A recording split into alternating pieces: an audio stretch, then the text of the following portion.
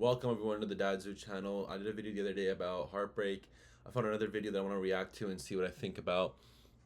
What I think about the advice they're giving. I personally consider myself a heartbreak specialist. I think I've been through the roughest of it. But yeah, let's hear what this gentleman has to say and let's see what we think about it. Your heartbreak will get better the moment you hear what I am about to say. Yesterday, I sat with David Kessler, the world's foremost expert on grief, to talk about the subject of heartbreak and how to find happiness again after we have had our heart broken. And one of the things that became eminently clear, if it wasn't clear to me before, was that heartbreak and grief are like this. People always want to know from me, which grief is the worst? Is it this kind of death? Is it a divorce where they're still rejecting you every day on this planet? Like, what's the worst? And I always go, yours. Wow, that was a tough one. That was a tough one where it's like, if someone passes, they're gone, right? But like if someone divorces you or breaks up with you, they're rejecting you every day on this planet. Ouch! It's true, that's gotta hurt. Yeah. Your grief is always the worst.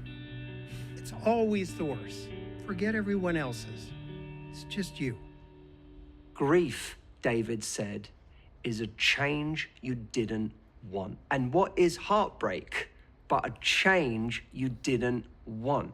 When someone leaves us, when someone betrays us, when someone decides that they no longer want us, that is a change that we did not want. And the result we typically call heartbreak, but that heartbreak is a kind of grief. It's a grieving over a person we have lost that we'll likely never have back again. It's a grieving over a future that we thought we would live out, but is no longer our reality. It's the unwelcome arrival of a reality, a new future that we did not plan to begin today and are probably not ready to start today. But the heartbreak I wanted to talk with David about was not simply the heartbreak of a romantic partner who had left us, but heartbreak in general that can occur in all different forms in our life. Because we can be heartbroken in love, we can be heartbroken in life.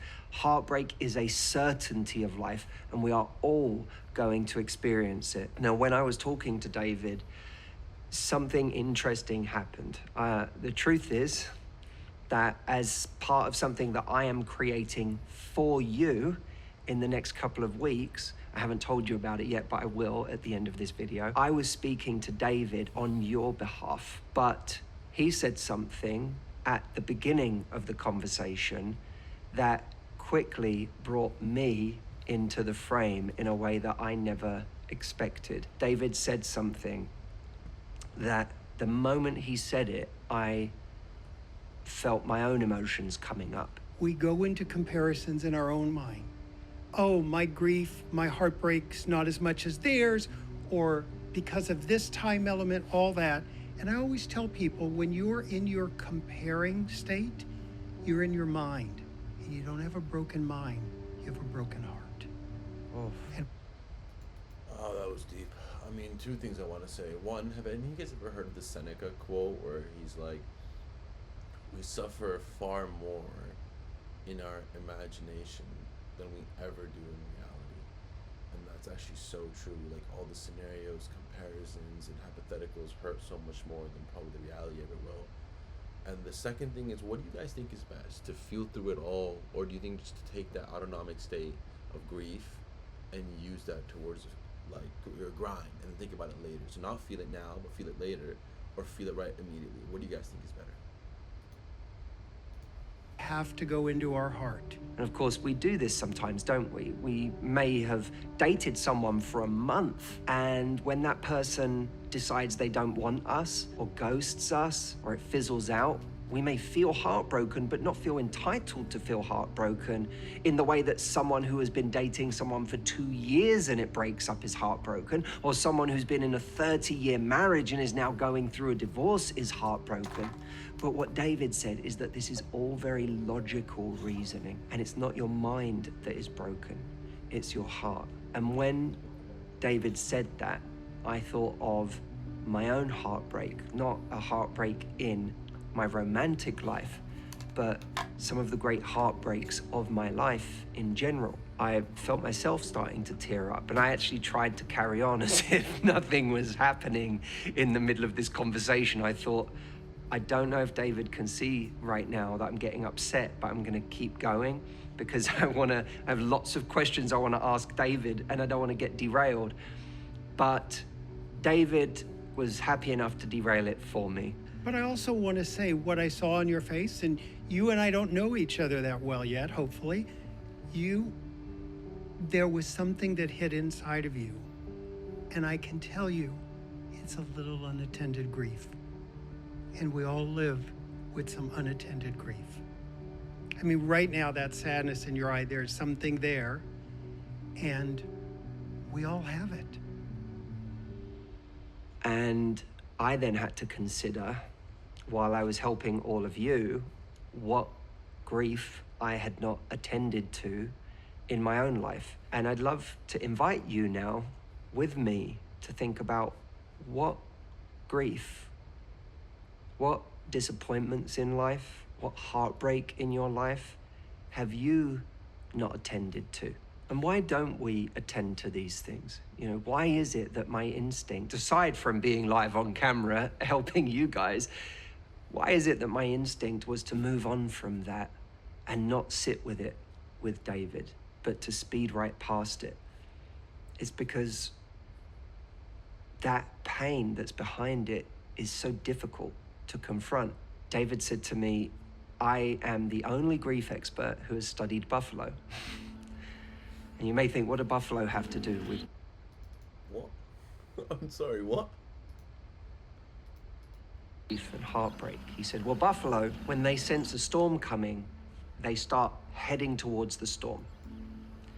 Because they know that by heading towards the storm, they will be in the storm for less time.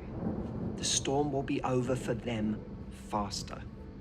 But what we humans do is we constantly try to stay a few feet away from the storm. And by doing so, we remain in this storm's orbit indefinitely. And we have all sorts of mechanisms for keeping the storm a few feet away.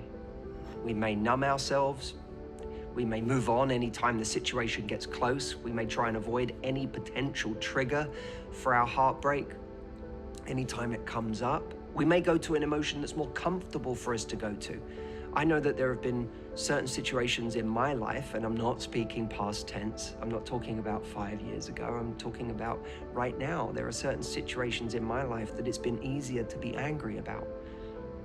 And one of the things that David said that floored me was that anger is a bodyguard for pain. And so I had to explore what pain is underneath that anger.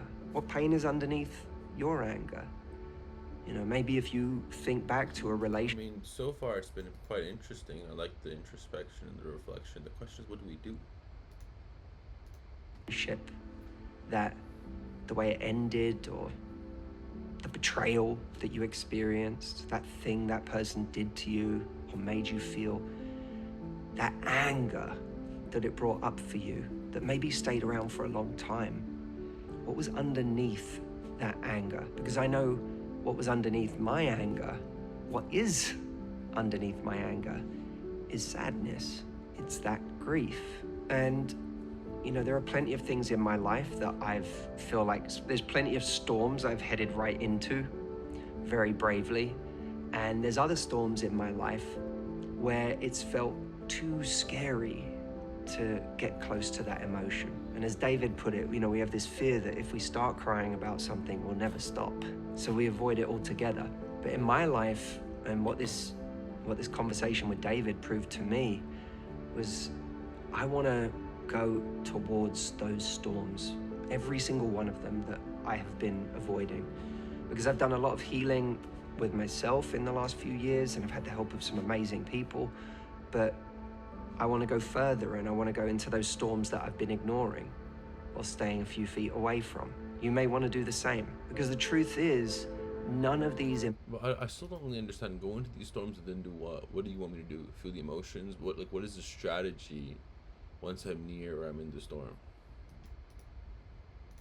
Emotions can stick around forever if we actually head into the storm, if we act like the buffalo do, as David says. And allowing ourselves to feel these emotions, deeply feel them, engage with them, is a form of showing up for ourselves and tending to ourselves. If we really feel our own sadness, the disappointment of what has happened to us in our lives, then we have an opportunity to be there for ourselves. We have an opportunity to exercise self-compassion. But we can't exercise that compassion for things that we're ignoring. In order to have compassion for ourselves, we have to come to terms with the loss that we have experienced. And the loss might be something that came and went, or it might be the feeling of loss that comes with something we never had. The coming to terms with something that we never had, and the pain of that. That's a form of showing up for ourselves, that self-compassion. We live in a culture today that sort of demonizes the idea of feeling sorry for oneself, especially where I'm from in England. The idea of feeling sorry for yourself is about the worst thing you can do. But what we have to do is look at feeling sorry for yourself in a different light, as feeling for yourself, for what you have been through. The only time that feeling sorry for yourself is a problem is when it goes hand in hand with a lack of accountability and ownership. If I spend my whole life feeling sorry for myself and I never do anything about it, that's when we can waste our lives. But what if feeling for yourself was doing something about it? What if feeling for yourself was the root to doing something about it? Haven't you ever had a conversation with someone where they felt for you? They saw you and they understood you and they showed up for you in a certain way. And by doing that, it was healing for you. And from that place, you were more empowered. You were able to do more because you felt seen. That was a basis, a foundation on which you could actually start to move again. Well, what if you could do that for yourself? I know that in various parts of my life, for a long time, I never showed up for myself in that way. One of the things David said was, he realized about himself, no one ever abandoned me as badly as I abandoned myself. And how do we abandon ourselves? We abandon ourselves emotionally in all sorts of ways, by judging ourselves, shaming ourselves, constantly criticizing everything we do, telling ourselves we're bad, telling ourselves we're unworthy, not sticking up for ourselves. And like I've been saying, one of the ways we abandon ourselves is not recognizing our own pain, not actually sitting with our own pain and exploring it and showing up for ourselves and exercising compassion for ourselves in that department. One of the things that struck me about my conversation with David was the voice that he spoke to me in. It was actually one of the things that made me most emotional, was just his voice, because there was such a kindness to his voice. It was... I don't know, guys. What are you guys thinking? I'm not feeling this video anymore because I don't understand what the point is. What are we getting out of this? What's the strategy? Okay, get to the storm and do what from there, though? Like, is there something you want us to do from there? That's what I want to hear. Soft and loving and compassionate, and it was in such direct contrast to the kind of voice that I have used with myself so much in my life. And just having the kind of voice that I want to get better at internally, externalized in the form of David, it modeled how self-kindness can feel. And that is a really beautiful thing.